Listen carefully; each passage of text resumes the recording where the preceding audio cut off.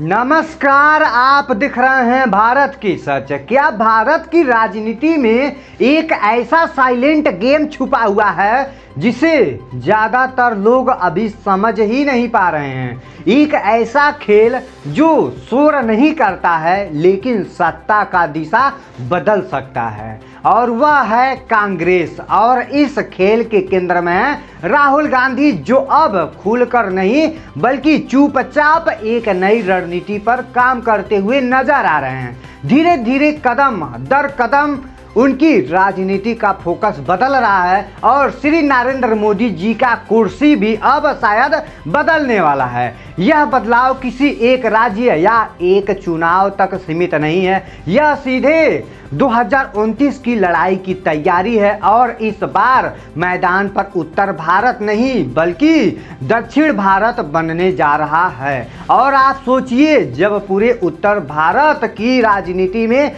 उलझा रहता है, उसी वक्त दक्षिण भारत में एक अलग ही कहानी लिखी जा रही होती है, जहां मुद्दे अलग हैं, सोच अलग है और राजनीति का अंदाज भी बहुत अलग हो जाए। और शायद यही वो जमीन है जहां राहुल गांधी अपनी सबसे बड़ी कामयाबी और वापसी का सपना देखते हुए नजर आते हैं। तमिलनाडु, आंध्र, तेलंगाना और आंध्र प्रदेश ये सिर्फ राज्य नहीं, ये 129 लोकसभा सीट की ताकत है। 129 सीट की सत्ता का पूरा गणित बदलने की क्षमता है और राहुल गांधी इस गणित को बहुत गहराई से समझ चुके हैं। और भारत के केंद्र से बीजेपी जाएगी तो जाएगी, उनका यही कहना है। अब सवाल ये उठता है, आखिर ऐसा क्या हुआ दक्षिण भारत में जो राहुल गांधी का बार बार अपनी ओर खींच रही है। कहानी शुरू होती है तमिलनाडु से, जहां राजनीति हमेशा से अलग रही है, जहां भावनाएं भाषा से जुड़ी है, पहचान सांस्कृतिक से जुड़ी हुई है। और यही वो जगह है जहां हाल के दिनों में एक ऐसा मोड़ आया जिसने सबको चौंका दिया है। जी हाँ, लंबे समय तक कांग्रेस डीएमके के साथ खड़ी नजर आती थी, लेकिन अचानक एक नया चेहरा, एक नया नाम और एक नई राजनीतिक ताकत सामने आती है। थलपति विजय, जिनकी एंट्री सिर्फ फिल्मों तक सीमित नहीं रहती है बल्कि राजनीति में एक नई ऊंचाई और एक नई ऊर्जा बनकर उभरी। और यहीं से शुरू होता है असली खेल। कांग्रेस और विजय की पार्टी के बीच बढ़ती नजदीकियां सिर्फ एक गठबंधन नहीं बल्कि एक संकेत है कि राहुल गांधी अब पारंपरिक राजनीति के दायरे से बाहर निकल चुके हैं। वो नए चेहरे, नए वोटर्स और नए सोच को अपने साथ जोड़ना चाहते हैं। युवाओं का गुस्सा, सिस्टम से नाराजगी और बदलाव की चाह, ये सब मिलकर तमिलनाडु में एक नई लहर बना रही है।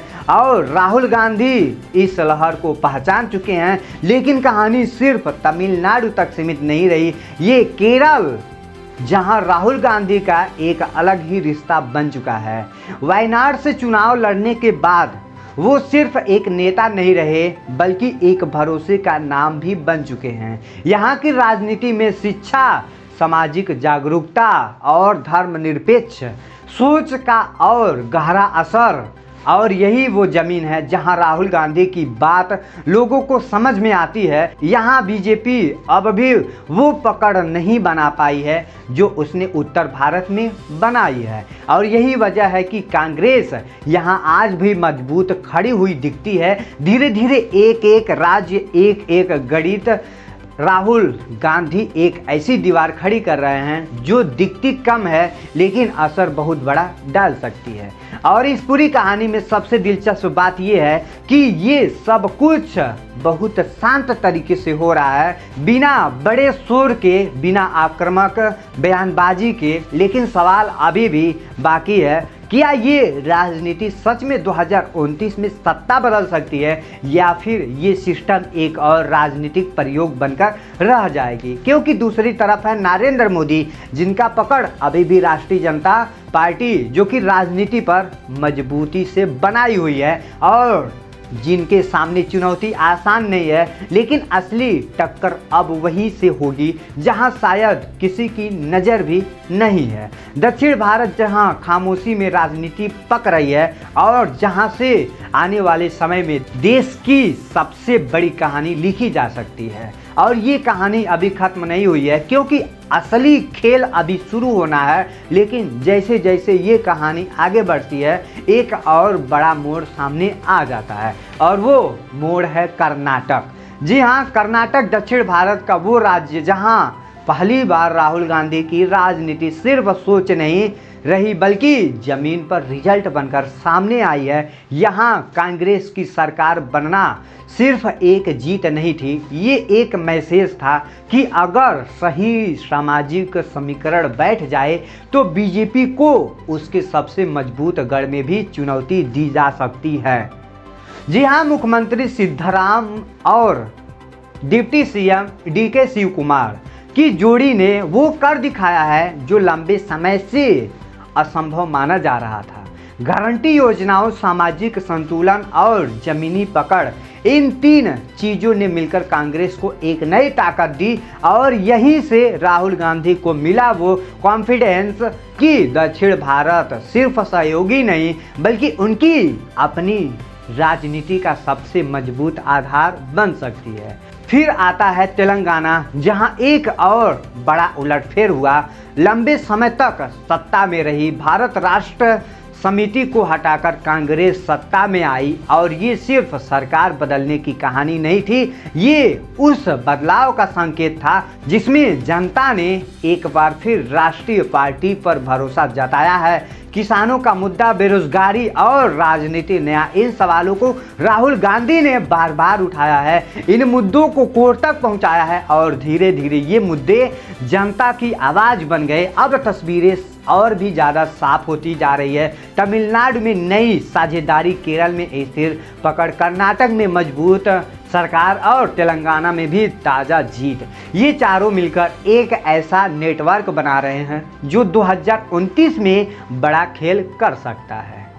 लेकिन कहानी अभी भी अधूरी है, क्योंकि आंध्र प्रदेश जहां कांग्रेस फिलहाल कमज़ोर है, वहां भी राहुल गांधी चुपचाप काम कर रहे हैं, क्योंकि वो जानते हैं कि राजनीति में खाली जगह कभी खाली नहीं रहती है। आज नहीं तो कल वहां पर वापसी की जमीन भी तैयार की जा सकती है। अब सबसे बड़ा सवाल, आखिर ये दक्षिण भारत ही क्यों यहाँ राहुल गांधी की बात ज़्यादा सुनी जाती है? जवाब छुपा है इस क्षेत्र की सोच में। यहाँ राजनीति सिर्फ धर्म या ध्रुवीकरण के इर्द गिर्द नहीं घूमती है। यहाँ विकास, शिक्षा, सामाजिक न्याय और क्षेत्रीय पहचान जैसे मुद्दे ज़्यादातर असर डालते हैं, और यही वो मुद्दा है जिन पर राहुल गांधी लगातार फोकस करते हुए नज़र भी आ रहे हैं। उनकी भारत जोड़ो यात्रा, उनका शांत अंदाज और संविधान की बातें, ये सब दक्षिण भारत के मतदाताओं को ज़्यादा कनेक्ट करता है। वहीं दूसरी तरफ नरेंद्र मोदी की अगुवाई में बीजेपी की राजनीति उत्तर भारत में जितनी मजबूत है, दक्षिण में उतनी सहज नहीं हो पाई है। भाषा का सवाल, नीट का विवाद और केंद्र राज्य संबंध, ये कुछ ऐसे मुद्दे हैं जिन्होंने दक्षिण भारत में बीजेपी के लिए चुनौती खड़ी कर दी है। जी हाँ, राहुल गांधी ने इन्हीं कमजोरियों को अपनी ताकत में बदलने की कोशिश की है। अब 2029 की लड़ाई सिर्फ सीटों की लड़ाई नहीं रहेगी, ये दो अलग अलग राजनीतिक सोचों के बीच की सीधी टक्कर होगी, और एक तरफ आक्रामक और तो दूसरी तरफ राष्ट्रवाद और मजबूत नेतृत्व की छवि, संवैधानिक मूल्यों और क्षेत्रीय सम्मान की राजनीति। और इस टक्कर का असली मैदान शायद वही होगा जिसे अभी तक साइड स्टोरी समझा जा रहा था। दक्षिण भारत जहां 129 सीटें सिर्फ नंबर नहीं है बल्कि सत्ता की चाबी बन सकती है, और अगर राहुल गांधी यहां अपना किला मजबूत कर लेते हैं तो दिल्ली की गद्दी का रास्ता यहीं से होकर गुजरेगा। लेकिन याद रखिए, राजनीति में कुछ भी तय नहीं होता है, हर चाल का जवाब होता है, हर राजनीति का मोड़ होता है, और इसलिए ये कहानी जितनी सरल दिखती है उतनी है नहीं, क्योंकि पद के पीछे एक और बड़ा खेल चल रहा है जो अभी सामने आने वाला है। और जैसे जैसे खेल सामने आएगा तब शायद पूरे देश ये समझने की कोशिश करेगा कि असली लड़ाई लड़ी जा रही है और किसने कब कौन सी चाल चल दी है, क्योंकि 2029 की जंग में जीत उसी की होगी जो शोर नहीं बल्कि समय पर सही चाल चलेगा। इसी के साथ वीडियो को समाप्त करते हैं। आई होप आपको यह इन्फॉर्मेशन अच्छा लगा होगा, तो आप कमेंट में बताइएगा आप किसकी सरकार देखना चाहते हैं, नरेंद्र मोदी की या फिर कांग्रेस की। जय हिंद, जय भारत।